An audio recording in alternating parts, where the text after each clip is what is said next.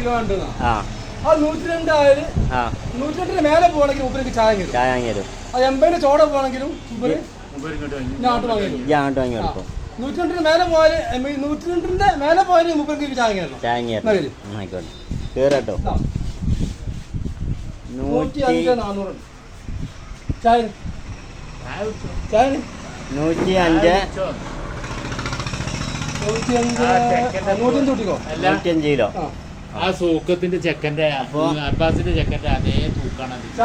അപ്പൊ നിങ്ങള് ചായ മോന് മാറ്റി കൊടുക്കി. ആ വകുപ്പിൽ എനിക്കും ഏമത്തിനും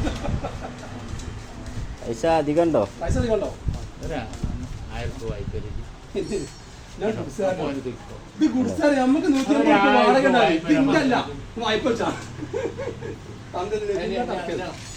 നബീനോട് പറഞ്ഞ 1000 രൂപ വായ്പ